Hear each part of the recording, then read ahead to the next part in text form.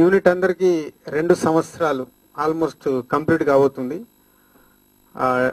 Day 1 మేము cinema అనుకున్నప్పటి నుంచి ఇప్పుడు కంప్లీట్ అయ్యి రిలీజ్ అయ్యే టయానికి దాదాపు 2 సంవత్సరాలు. సో 2 సంవత్సరాల నుంచి చాలామంది టీంలో వర్క్ చేసిన వాళ్ళు, రైటర్స్ అబ్బుర్ రవి కానీ, వక్కంతం వంశీ అండ్ హరి, వీళ్ళందరూ వంశీకి తోడుగా ఉంటూ స్క్రిప్ట్ దగ్గర నుంచి సినిమా కంప్లీట్ అయిపోయే వరకు, అలాగే టెక్నీషియన్స్ ఆనంద్ సాయి అండ్ రామ్ ప్రసాద్, దేవిశ్రీ ప్రసాద్, వెంకటేష్ గారు అందరూ దాదాపు 2 years నుంచి ట్రావెల్ అవుతూ ఈ సినిమాని కంప్లీట్ చేశాం.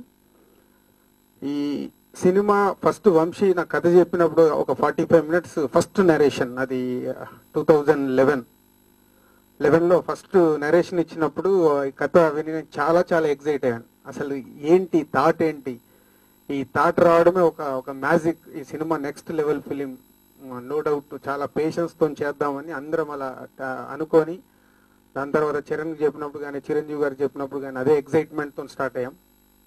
ఈ పాయింట్ ఎందుకు చెప్తున్నా అంటే, జస్ట్ నిన్న నైట్ సినిమా కంప్లీట్ అయ్యి సినిమాని చూసుకున్నాం.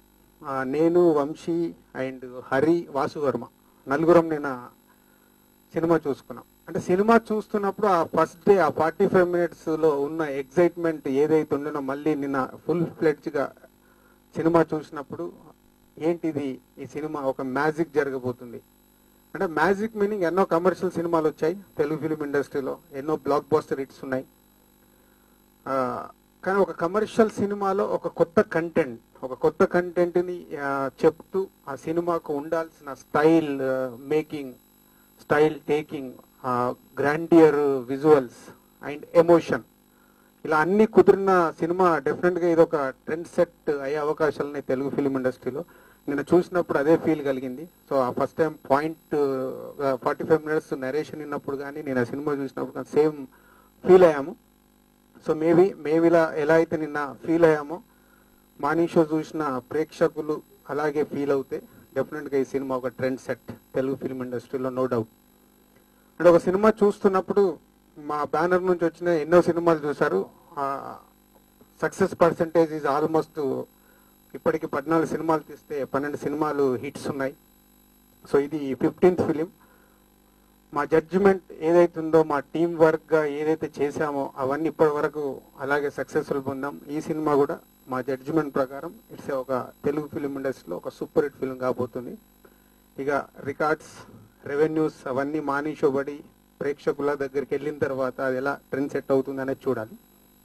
సో ఈ cinema 100% is a directors film. అంటే ఒక కథ చెప్పిన దాన్ని తను ఒక్కొక్క షాట్, నిన్న నాకు సినిమా చూస్తుంటే ఏంటి వంశీ కథ చెప్పింది ఎవ్రీ సీన్లో నేను అబ్జర్వ్ చేస్తూ ఉన్నాను. ఎవ్రీ సీన్లో ఒక మ్యాజిక్. డైరెక్టర్ మా బ్యానర్ నుంచి మేము 8 మంది డైరెక్టర్లు ఇంట్రడ్యూస్ చేశాము. So long run 3rd film చేశాడు బ్యానర్లో. Is a best director.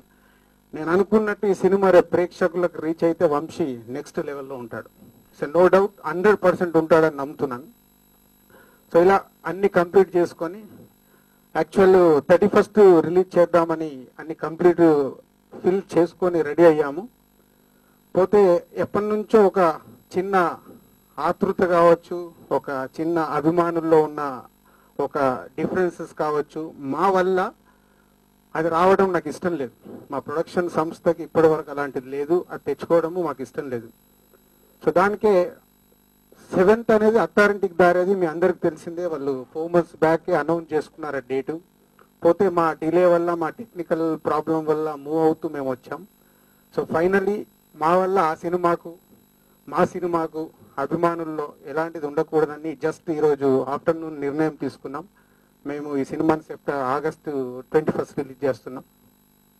ఎందుకంటే ఒకటే ఫ్యామిలీ నుంచి వస్తున్న 2 స్టార్స్ ఫిలిమ్స్ అట్లీస్ట్ ఒక 2 weeks గ్యాప్ ఉండాలని ఎప్పటి నుంచో అనుకుంటూ ఉన్నాం. ఈరోజు పవన్ కళ్యాణ్ గారు, చరణ్ మాట్లాడుకొని మాకు చెప్పిన తర్వాత మేము కూడా ఆలోచించి, అంటే ఒక మంచి సినిమా తీసినప్పుడు ఒక 2 weeks వెయిట్ చేయడంలో పెద్ద ప్రాబ్లం లేదు. ఇలాంటి మా బ్యానర్లో వచ్చిన ఎన్నో సినిమాలు మాకు ఎక్స్పీరియన్స్, ఒక మిస్టర్ పర్ఫెక్ట్ కావచ్చు, బృందావనం కావచ్చు, మీ అందరికీ తెలిసి ఉంటుంది. బృందావనం కూడా ఇలాగే మేము అనుకున్న డేట్కి ఇంకొక సినిమా రావడం వల్ల, అప్పుడు కలేజా రావడం వల్ల 1 week షిఫ్ట్ అయ్యాం, సక్సెస్ కొట్టాం, సేమ్ కాంబినేషన్, మళ్ళీ అది రిపీట్ అవుతుంది.